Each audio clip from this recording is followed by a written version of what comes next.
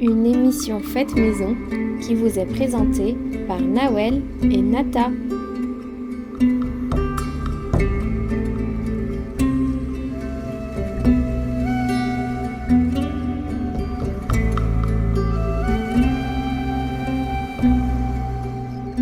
Bonjour, salam.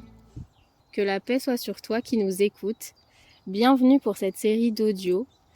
Donc c'est une discussion mère-fille qu'on a décidé de vous offrir. On va vous parler d'initiation à la santé par le corps et de spiritualité avec ma mère. On est au milieu de la nature, entouré par le chant des oiseaux que vous entendez. On est au milieu des arbres, au milieu du vivant. Donc c'est le cadre idéal pour parler de tout ça, pour parler de notre corps vivant, de notre âme de Dieu aussi, de cette énergie vitale qui est là. On a décidé de parler tout d'abord du parcours de ma maman, parce qu'elle a beaucoup de choses à nous transmettre, elle a un parcours très intéressant et elle a accumulé beaucoup de savoir que tout le monde mérite de connaître, et puis elle a aussi eu ses propres réflexions, son propre cheminement. C'est vraiment un cadeau, enfin moi j'ai l'impression en tout cas, c'est un cadeau qu'elle me fait à chaque discussion, tout ce qu'elle me transmet, et on voudrait faire partager ça aux autres et peut-être aussi, on l'espère, vivre ces savoirs, vivre ces pratiques nouvelles ensemble dans la vraie vie. Voilà, donc déjà, salam alaikum, maman. Wa alaykoum salam wa rahmatullahi wa barakatuh, Nawel. Bienvenue à toi pour ces échanges. Qu'est-ce qui t'a poussé, toi, aujourd'hui, à prendre cette décision de t'enregistrer ? On a eu l'idée ensemble parce que j'ai envie de partager tout ce que j'ai pu apprendre pendant ces 20 ans de cheminement. Et j'aimerais bien les partager vraiment dans l'idéal, au sein d'ateliers, en présentiel et en pleine nature. Pour transmettre les outils que j'ai pu apprendre pour prendre soin de nous, apprendre à prendre soin de nous. Voilà, donc l'idée de me présenter, c'est important, je pense, et de raconter mon parcours, c'est important pour que vous qui nous écoutiez me connaissez un peu mieux. D'accord. Alors, déjà pour commencer, est-ce que tu peux nous parler d'où tu viens et à quoi a ressemblé ta vie globalement jusqu'ici? Moi, je suis originaire de Bretagne. Je suis née dans le Finistère. Je suis la dernière d'une fratrie de 4 enfants. Mes parents étaient commerçants, artisans commerçants. Voilà, et donc du coup, j'ai grandi pendant 18 ans en Bretagne. Et je suis venue à Paris à l'âge de 18 ans pour faire mes études d'infirmière. Et c'est un métier que j'avais choisi déjà depuis l'âge de 8 ans. Je me voyais puéricultrice, travaillant avec les enfants. Et du coup, je suis venue à Paris faire mes études. Et j'ai rencontré mon mari en même temps, quasiment en arrivant à Paris. Mon mari m'attendait. Voilà. C'était écrit. C'était écrit, exactement. Donc, tu as toujours eu à cœur de t'intéresser à la santé et aux soins. Oui, dès toute petite, je m'occupais beaucoup des gens. Je pense que ma mère aussi était dans ça, et elle s'occupait des personnes âgées. J'allais voir les personnes âgées dont elle s'occupait avec elle. J'étais vraiment, oui. Et est-ce que ça te poussait à être beaucoup dans le soin envers toi-même, dans la santé par rapport à toi-même, ou est-ce que c'était seulement dans ton métier ? Non, pas du tout. Pas du tout. J'étais pas du tout tournée vers moi. C'était vraiment prendre soin des autres. Mais pas de moi. J'étais pas du tout dans ça à ce moment-là. D'ailleurs, même quand j'ai commencé les études d'infirmière, c'était ça. Je m'occupais des autres. D'accord. Donc, tu es arrivée à Paris, tu as rencontré papa. Oui. Et ensuite ? Bah, je dirais qu'à ce moment-là, j'étais vraiment, je vivais, pour moi, je dirais maintenant, inconsciemment. C'est-à-dire que je faisais les choses pour lesquelles j'avais été conditionnée. Hein. Je vivais les choses sans réfléchir. Je réfléchissais pas beaucoup, moi, quand j'étais enfant.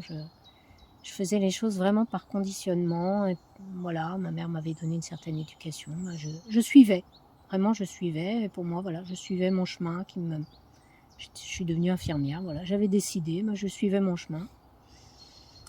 Et du coup, j'ai pratiqué le métier d'infirmière pendant 15 ans.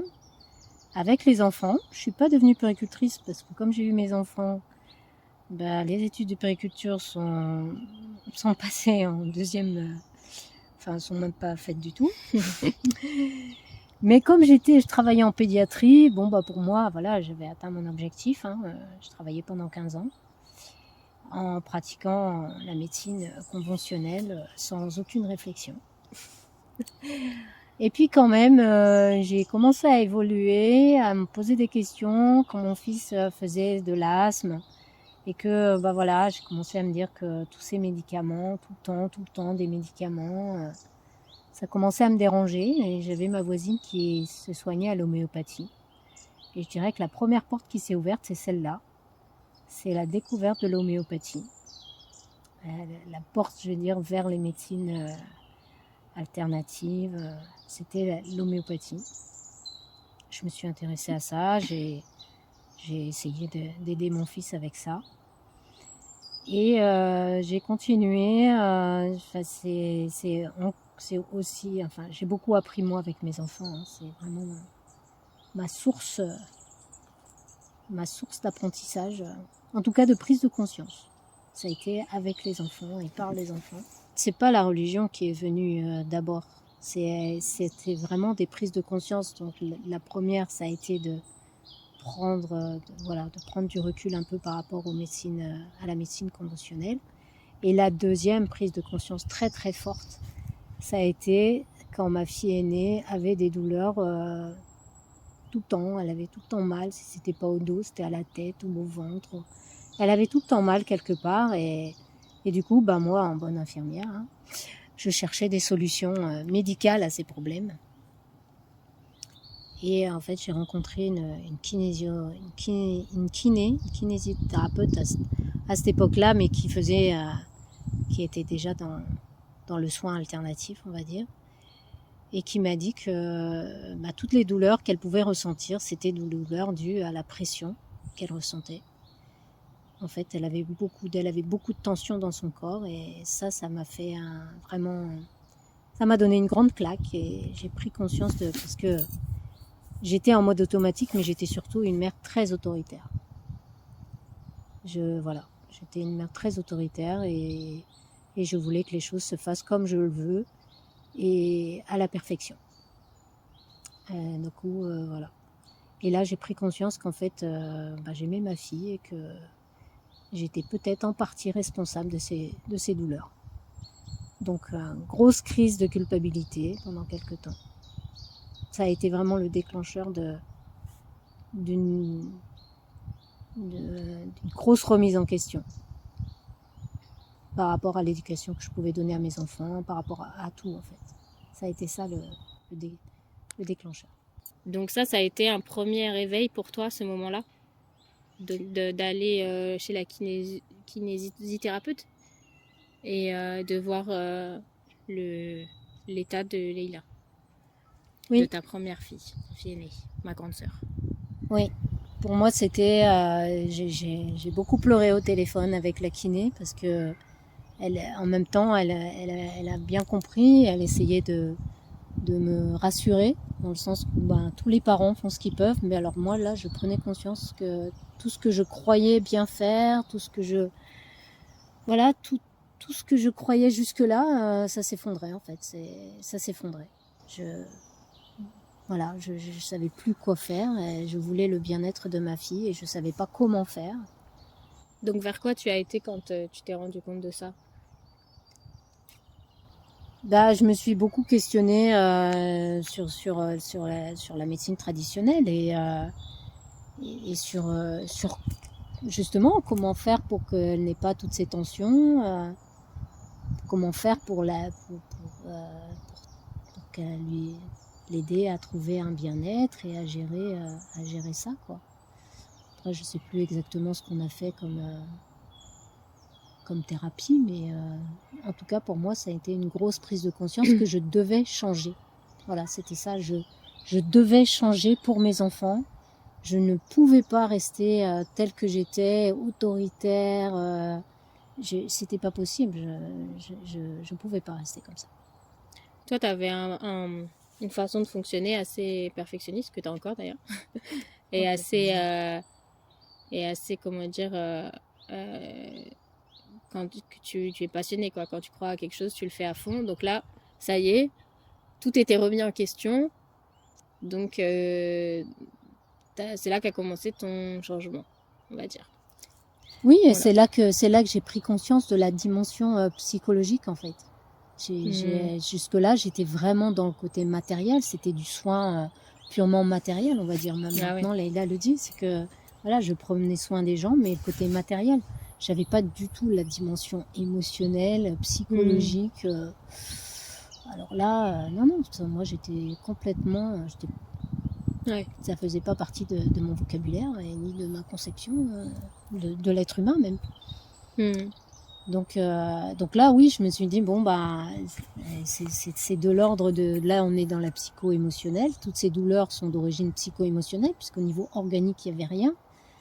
Donc, voilà, c'était l'ouverture vers ce domaine qui après, m'a passionnée pendant des années et me passionne encore. Et du coup, après ça, donc tu t'es intéressée à la psychologie. Est-ce que... Enfin, je pense qu'il faudrait d'abord qu'on parle de un grand changement qu'il y a eu pour notre famille, qui a été le moment où tu t'es convertie, qui a changé, j'ai envie de dire drastiquement, en tout cas grandement, notre façon de vivre, puisque nous, avant, mon père, donc, il est musulman et il pratiquait pendant Ramadan, et puis sinon on fêtait Noël, et puis c'était un mix des deux cultures religieuses sans vraiment... Enfin voilà quoi, on apprenait un peu avec mon père, mais voilà quoi, c'était pas très profond. Et puis après, il y a eu quand même un revirement. Donc c'était il y a combien de temps maintenant? 21 ans. Voilà, il y a 21 ans. Donc il a changé notre façon de vivre. Comment tu l'as vécu, toi? Comment ça s'est passé? Comment ça t'est venu? Est-ce que ça faisait partie de ton grand éveil? Est-ce que c'était un cheminement spirituel? Comment tu l'as vécu, toi? Non, bah en fait, je pense que ça a été l'histoire avec les douleurs de Leïla. Ça a été voilà, c'est comme si voilà, toutes mes croyances, tout ce que je croyais s'effondrait. Donc, je pense vraiment que ça a été une porte ouverte aussi spirituelle, une prise de conscience, et de me dire bon, j'ai vraiment à cœur que mes enfants aient la foi, qu'ils pratiquent une religion, parce que c'est vraiment un guide dans la vie, et c'est important, c'est quelque chose à quoi se raccrocher. Voilà, donc c'était important pour moi qu'ils pratiquent une religion et qu'ils aient la foi. Donc bon, bah, je me suis dit, si je veux qu'ils pratiquent, il faut que je montre l'exemple. Parce qu'on a beau dire, c'est comme ça, l'éducation qu'elle se fait, c'est par l'exemple. Du coup, bah, la religion, l'islam me paraissait... ça me paraissait logique que je devienne musulmane, parce que bon, le prophète Mohammed sallallahu alayhi wa sallam, il est venu après Jésus. Pour moi, c'était une continuité, en fait. Je ne changeais pas vraiment de religion, je poursuivais celle que j'avais reçue pendant mon enfance. Et voilà. Donc, encore une fois, c'est par mes enfants que j'ai évolué. Et je dis toujours que je me suis convertie pour eux, parce que j'avais fait aucune recherche avant, vraiment, sur l'islam. J'avais vraiment rien lu, c'était pas vraiment Après, tu vivais avec papa depuis 15 ans. Oui, vous étiez mariés.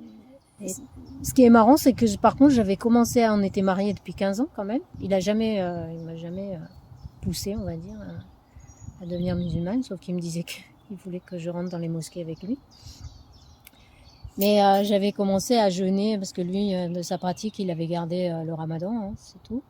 Et j'avais commencé à jeûner 2-3 ans avant. J'avais fait le jeûne du mois de Ramadan les 2-3 ans avant, mais sans me dire je jeûne pour être musulmane. Non, c'était vraiment comme ça. C'était juste pour l'accompagner dans son jeûne et voir ce que ça pouvait faire. C'était vivre l'expérience avec lui. Est-ce que ça aussi, ça a fait que j'ai évolué dans ce sens-là? Franchement, je crois c'est pas nous qui sommes maîtres de tout ce qu'on fait dans notre vie. On est guidés. Moi, je le vois comme ça. J'étais vraiment guidée, sans le savoir. Voilà, donc après, je suis rentrée dans l'islam un peu pareil, hein, sans y avoir réfléchi. Un été, on est parti au Maroc et pareil, mon mari m'a dit, il faudrait que tu rentres à la mosquée avec moi. Et je lui ai dit, mais il faut que tu sois musulmane. Et je lui ai dit, viens, on y va. Voilà, on est parti. J'ai prononcé la shahada, la profession de foi.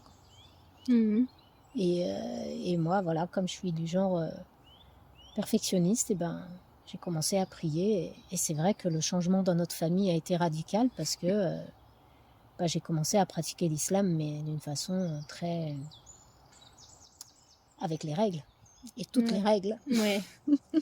Ça, J'étais comme ça. J'étais comme ça. Je veux dire, quand je fais quelque chose, je le fais à fond, comme tu le dis, passionnément. Et du coup, j'étais... Et assez scolaire aussi. Hein. Si on te dit c'est comme ça, c'est comme ça. Exactement. Il faut le faire. Voilà, donc j'ai pratiqué l'islam comme ça. Et sûrement que c'était aussi mon chemin. Hein. Ouais. D'une façon très matérialiste, encore une fois. Pour moi, c'était vraiment la prière, le jeûne, enfin voilà. Donc à ce moment-là, c'était une pratique... Enfin, tu étais toujours un peu dans la même... Le même moule. Le même moule. Le même moule, exactement. J'avais changé les ingrédients du gâteau, mais le moule n'avait pas changé.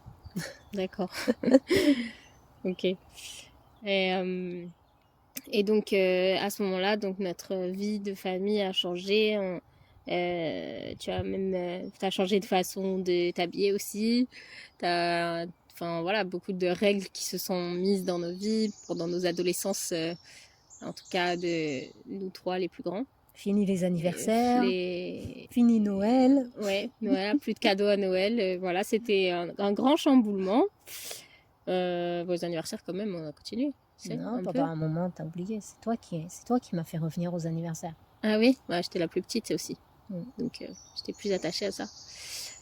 J'avais quel âge, moi? Quand tu t'es convertie, j'avais 12 ans. Non, t'avais 7 ans. 7. Ah oui, c'est Léna qui avait 12 ans. Ouais, elle, c'est vraiment l'entrée de l'adolescence. Moi, c'était encore enfant. Et à ce moment-là, le petit n'était pas encore là. Ouais. Et en parlant de lui, comment, du coup, donc t'as continué à évoluer quand même. Et je sais qu'il y a beaucoup de choses que tu as fait différemment avec la naissance de mon petit frère, Ayman. Donc, quand tu étais jeune converti, quand même. T'avais quoi? T'étais converti depuis 2 ans. Donc, qu'est-ce que tu as fait différemment et qu'est-ce que c'est l'éducation... Enfin, qu'est-ce que tu as fait différemment, en fait? Comment tes choix ont évolué entre nous trois, les premiers enfants que tu as fait en mode automatique, et Ayman, où là, il y a eu une petite évolution, quoi. Une grande évolution. Une grande évolution. C'est que je suis devenue musulmane, j'ai appris la religion musulmane et en même temps j'ai continué à beaucoup lire sur la psychologie, les émotions. Donc le livre que je conseille à toutes les jeunes mamans qui moi m'a bouleversée et a changé complètement ma façon de voir l'éducation, c'est Tout se joue avant 6 ans, qui a vraiment fait la révolution en moi. C'est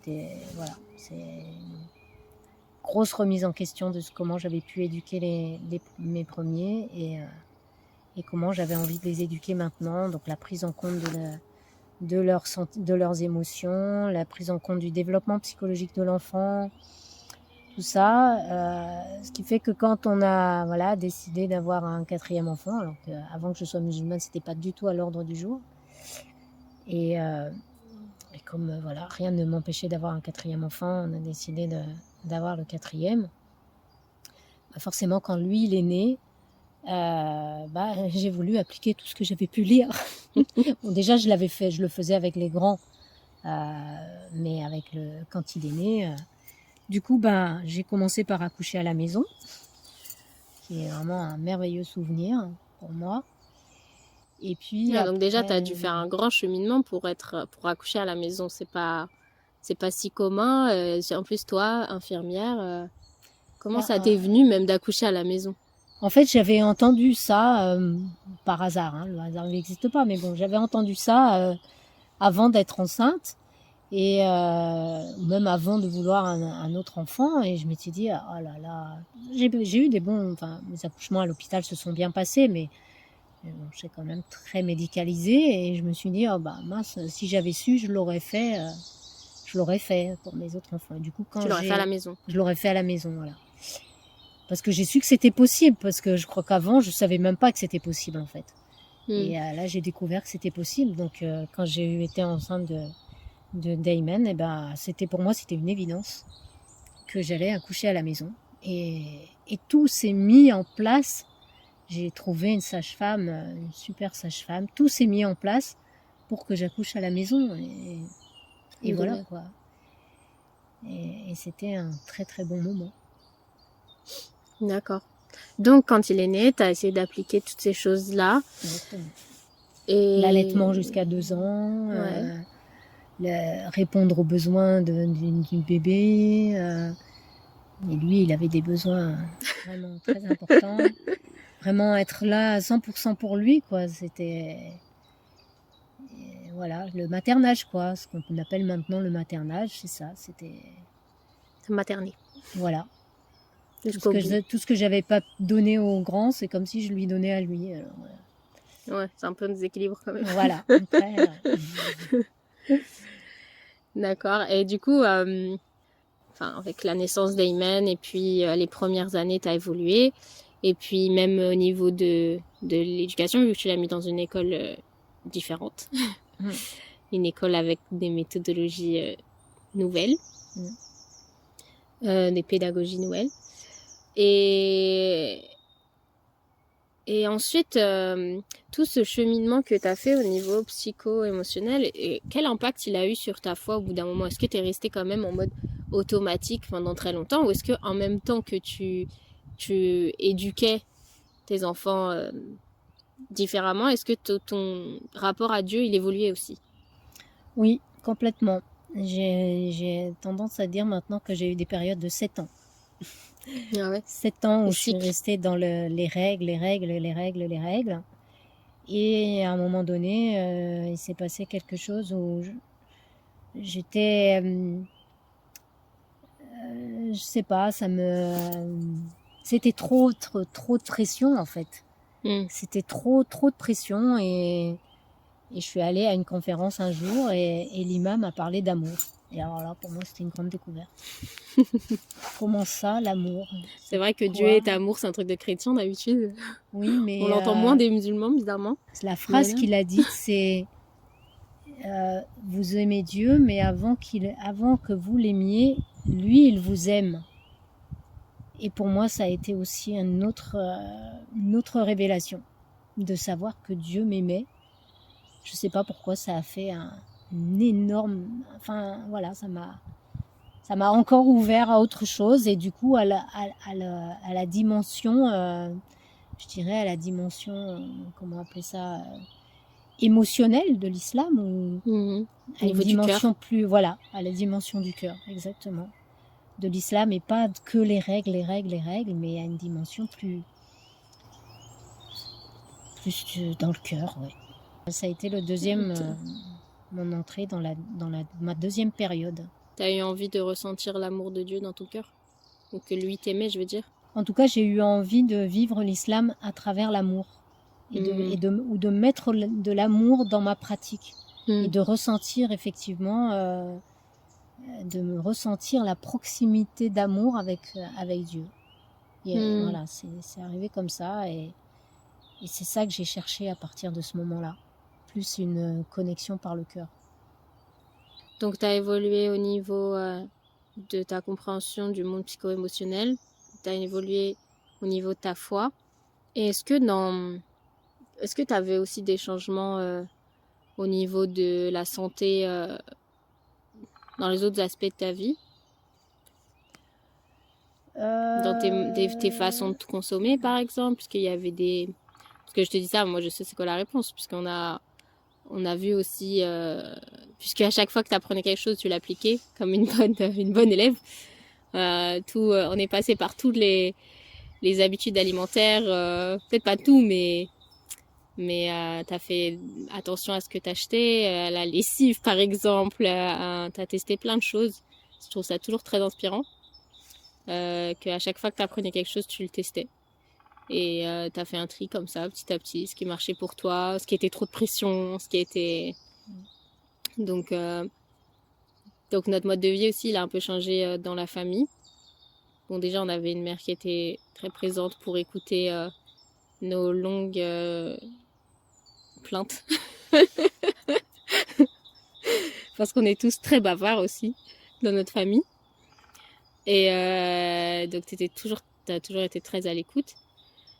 Encore plus après, Après, il a commencé aussi à avoir des accompagnements psychologiques presque au-delà de l'écoute finalement. Tu t'apprenais des choses que tu nous invitais à mettre en place. Et c'est un peu ça aussi, là où tu en es maintenant, tu as appris plein d'outils. Est-ce que tu veux nous parler de maintenant, à quoi ressemble ta vie après toute cette transformation, ces prises de conscience, ces tests? À quoi ressemble ta vie aujourd'hui et pourquoi c'est important pour toi de transmettre maintenant? Oui, en fait, pour faire le lien avec ce qui se passe maintenant, et je dirais l'étape suivante dans mon évolution et dans mon cheminement, là pour le coup spirituel, c'était qu'à chaque fois, effectivement, la spiritualité, c'est quoi? C'est la prise de conscience. Donc, c'est la prise de conscience au niveau religieux, mais c'est aussi, comme tu le disais, la prise de conscience pour l'environnement, pour voilà, bien manger, etc., consommer différemment. Tu as eu un petit côté militant aussi, petit côté colère contre le système, et prise de conscience au niveau du système, de la politique. L'éducation. Au niveau des... déjà, c'est lié aussi avec la santé, les industries pharmaceutiques et tout ça. Il y a un vrai côté militant, on l'a pas dit ça, mais on va dire un feu. Un feu et toujours de la passion envers ce qui est on va dire les forces du mal, quoi, ce qui va pas dans le sens du bien-être de l'humain, de la dignité humaine, et de l'élévation de l'âme, de la le bien-être en général, émotionnel, psychologique, spirituel. En fait, le passage, je dirais qu'après le cœur, le passage suivant, c'était, je sais pas où j'ai lu qu'il y avait, pour se sentir bien, il était important d'être aligné, cœur, corps, esprit. Et ça, c'est une phrase aussi qui m'a fait tilt. Et je me suis dit, comment faire ça? Aligner le cœur, le corps et l'esprit. J'étais pas du tout, moi, jusque-là, j'étais pas du tout à me préoccuper de mon corps, à part ne pas trop grossir ou des choses comme ça, bien manger, tout ça, mais j'étais pas... Voilà, le corps, pour moi, il était pas... Voilà, c'était surtout la tête qui fonctionnait chez moi. Et voilà, et l'outil qui m'a encore fait une nouvelle révélation, ça a été le Qigong. Ça fait combien de temps que tu fais du Qigong maintenant? Maintenant, ça fait 10 ans, à peu près. Donc, qu'est-ce que c'est le Qigong? Et du coup, le Qigong, c'est le travail de l'énergie. Voilà, c'est le travail de l'énergie. Le Qi, c'est chinois, c'est de la gymnastique chinoise douce, dont le but est de faire circuler l'énergie à l'intérieur de nous et pour rayonner à l'extérieur de nous. Qu'est-ce que c'est l'énergie? Il y a plein de gens que ça leur parle pas du tout, cette énergie-là. Et du coup, c'est vrai que moi non plus, j'étais complètement ignorante de ça. Je connaissais l'acupuncture, voilà, ça s'arrêtait là, quoi. Mais à travers le Qigong, ce qui est magique, si on veut, c'est de pouvoir la ressentir, cette énergie. Donc quand tu parlais d'énergie vitale au tout début, ben c'est ça, l'énergie. Donc moi je parle d'énergie, c'est cette énergie vitale qui est en nous et qui est tout autour de nous, et c'est l'énergie créatrice de la vie. Voilà. Et du coup, de pouvoir, d'être capable de la ressentir dans son corps, j'ai trouvé ça complètement magnifique. Et de savoir après que la plupart des maladies viennent de blocages énergétiques en nous, ou de pollution énergétique extérieure. Bah voilà, ça m'a encore ouvert une autre porte, mais alors là sur un univers, mais juste, je crois que j'aurais jamais fini de l'explorer. C'est vraiment cette dimension énergétique de la vie, de voir que toute la vie est énergie, et même Dieu. Moi maintenant, je vois Dieu comme l'énergie source, quoi. Source de tout, mais énergie. Et du coup, c'est par rapport au matériel, on est vraiment dans quelque chose de beaucoup plus, je veux dire, beaucoup plus élevé, beaucoup plus. J'arrive même pas à trouver les mots, parce que ça dépasse les mots, en fait. Ça dépasse les mots, la dimension énergétique. Alors maintenant, les gens appellent ça, il y en a beaucoup qui parlent ça, justement, que cette énergie, on la mettrait en lien avec la physique quantique, par exemple. Si on voulait chercher la science qui serait en relation avec l'énergie dont on parle, ça serait la physique quantique. Ouais, de toute façon, la physique quantique, c'est la science du métaphysique, c'est ça, non? Un truc comme ça? Ah, peut-être. Ouais. Donc, et du coup, donc à ce moment-là, t'as dépassé, même, enfin, t'as pas dépassé, t'es encore intéressé par le psycho-émotionnel, mais finalement, l'énergie, c'est vraiment l'ouverture vers le spirituel. Oui, c'est le lien, vraiment. C'est vraiment le ça, lien vers le spirituel, et voilà, donc là, de prendre conscience qu'on fait partie d'un tout, et que cette énergie, on l'a à l'intérieur de nous, et qu'on doit s'en occuper. C'est ça, parce qu'on est avec une énergie vitale de base, mais on est aussi avec une réserve énergétique de base. Et après, on se nourrit de l'énergie de la terre, de l'énergie du ciel. Et pour moi maintenant, notre devoir d'humain, c'est faire encore en sorte que cette énergie circule à l'intérieur de nous. Quand Allah il nous dit qu'on est entre le ciel et la terre, il le répète je ne sais combien de fois dans le Coran. Pour moi, en fait, j'ai trouvé dans le Qigong et dans cette approche énergétique de la vie, à expliquer beaucoup de principes ou de théories religieuses que j'avais appris. Donc c'est venu confirmer, et de là c'est vrai que pour la foi, ça booste la foi, quoi. Tout se rejoint, et c'est là qu'on se rend compte que toutes les spiritualités, se rejoignent. Et que finalement, la pratique d'une religion, pour moi maintenant, c'est un outil. Ouais. C'est un outil pour cheminer et s'élever spirituellement. Voilà, là maintenant j'en suis arrivée à ça. Et qu'est-ce que... Enfin, je sais que tu as fait du coup plusieurs formations, pas des coachings, non, tu avais des formations surtout, tout au long de ces dernières années. Bah, qu'est-ce que tu as fait et qu'est-ce que ça t'a appris, et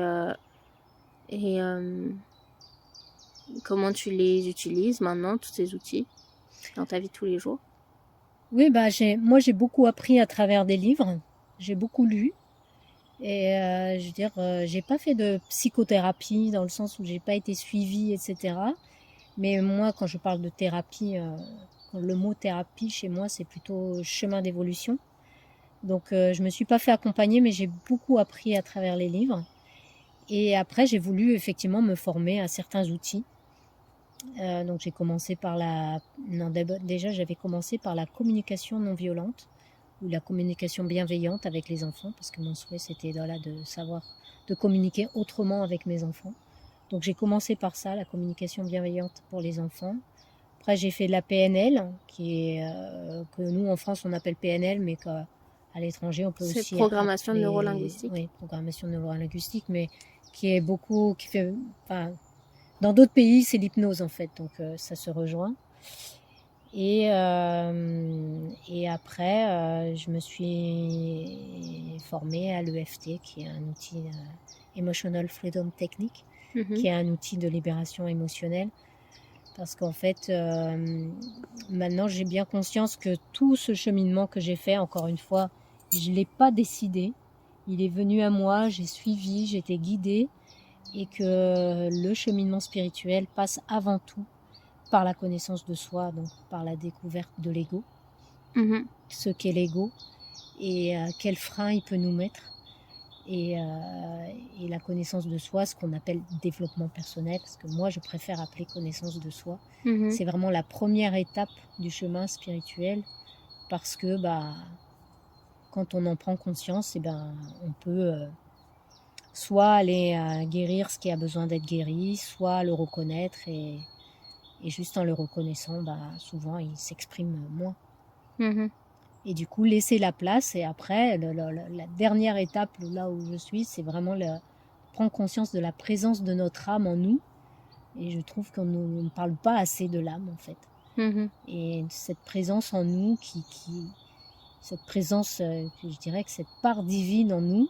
C'est le souffle, en fait. C'est le souffle, voilà. Que Dieu a mis dans Adam, peut-être. Après, les mots, je ne veux pas trop m'y attacher, mais en tout cas, c'est cette part divine en nous qui est là et qui est venue s'exprimer sur Terre, et que malheureusement, nos conditionnements, nos blessures, etc. empêchent de s'exprimer. Donc maintenant, j'ai envie de laisser mon âme s'exprimer, de lui laisser de la place, et d'être vraiment, comme nous dit le Coran, d'être vraiment la manifestation de Dieu sur Terre, quoi. Donc, ouais. Voilà, donc le chemin, il est en route, et il ne sera jamais fini, mais... Et du coup, évidemment, comme toujours, j'ai envie de partager ça avec tout le monde. Voilà. Ok. Et donc, dans l'avenir proche, l'avenir, on va dire moyen terme, qu'est-ce que tu aimerais mettre en place pour transmettre? J'aimerais qu'on puisse se retrouver dans la nature, entre femmes, filles, enfin jeunes filles, et que je puisse transmettre ces outils qui m'ont permis, parce que maintenant aussi j'ai bien compris que la tête, le mental fait pas mal barrage à cette expression de l'âme, et qu'en passant par le corps, en écoutant son corps, c'est beaucoup plus facile, c'est beaucoup plus simple, et c'est beaucoup plus rapide d'évolution, j'ai l'impression. Du coup, j'aimerais se retrouver et faire des ateliers, dans un premier temps, des ateliers demi-journée, journée, et qu'on se retrouve et qu'on puisse pratiquer ces outils ensemble. Et le but, c'est d'apprendre aussi à ralentir, et de ressentir, d'apprendre à respirer, et aussi de remercier, parce que la gratitude, c'est quand même un sentiment bénéfique pour l'être humain dans toutes ses dimensions. Bon, vaste projet. Oui. Finalement, pas si compliqué, hein. Il suffit de trouver des gens qui sont intéressés. Donc, j'espère que celles, ou ceux qui nous écoutent aussi, mais celles qui nous écoutent seront motivées par ça. C'est vrai que ça paraît un peu... à chaque fois, on rigole, on dit qu'on est perché. Enfin, moi, je me considère un peu perché, mais ma mère encore plus perchée. Et qu'elle écoute plein de gens perchés. Finalement, est-ce que c'est... En même temps, quand tu t'élèves, t'es perché après, quoi. Oui, mais justement, donc, le corps nous rappelle à l'ancrage. À l'ancrage. On est perché tout en étant ancré. C'est vraiment faire le lien, justement, entre le ciel et la terre, et dans les deux sens. Et du coup, aussi consolider ces ancrages, parce que notre âme a choisi de s'incarner, donc elle doit être un minimum ancrée. Ouais. C'est vrai que c'est un vrai chemin. On disait ça l'autre fois, c'est que parfois j'ai l'impression que beaucoup de gens qui sont dans une religion ne considèrent pas qu'ils sont sur un chemin. Et moi, quand j'ai vu le chemin du coup que toi t'as fait, je me rends compte que vraiment c'est un chemin et que le rapprochement d'Allah et le rapprochement au divin, c'est-à-dire le ressentir en nous, ça peut vraiment être, enfin c'est, je pense, un chemin. Bon, il y a des gens qui ont des révélations et tout, mais même quand même, dans tous les cas, pour avoir une vie en cohérence et tout, tout ça, ça demande d'évoluer. Et donc nous, c'est aussi ça qu'on aimerait, c'est aider à créer du mouvement aussi. Et nos frères et sœurs humains. Ces autres âmes qui sont venues s'incarner et qui demandent juste à s'exprimer, à être entendues, voilà. Donc comme aussi toi tu dis souvent que en fait il s'agit surtout de purifier et de laisser l'âme s'exprimer. Donc c'est ça, c'est comment apprendre à se purifier, comment se purifier pour que l'âme puisse s'exprimer. Voilà, se purifier, c'est pas dans un sens négatif, c'est simplement laisser la place à l'âme, donc rééquilibrer, voilà, mettre de la conscience. Mettre de la conscience, voilà. Exactement. Voilà, donc on va, je pense, conclure maintenant. On fera d'autres audios, sûrement plus courts, où tu pourras présenter en gros ces outils à la fois les outils de connaissance de soi, les outils de circulation énergétique et les outils spirituels, on va dire, dans les prochains audios. Et voilà, est-ce qu'il y a quelque chose que tu voudrais ajouter? Bah non, j'espère pouvoir manifester ça. Ouais, on va visualiser tout ça. Et avec l'aide de Dieu, tout est possible. Ouais. Découvrir tous les possibles. Nous, on est déjà dans un travail de visualisation avec un groupe de femmes au milieu des arbres. C'est ça. Ben voilà, on vous souhaite une très bonne journée. Bah salut à tous, parce que salut, on dit salut, mais le salut c'est la santé, c'est voilà, pour moi le salut c'est la santé. Donc je vous dis salut à tous. Et on vous envoie de la paix, de l'amour et du coup à bientôt.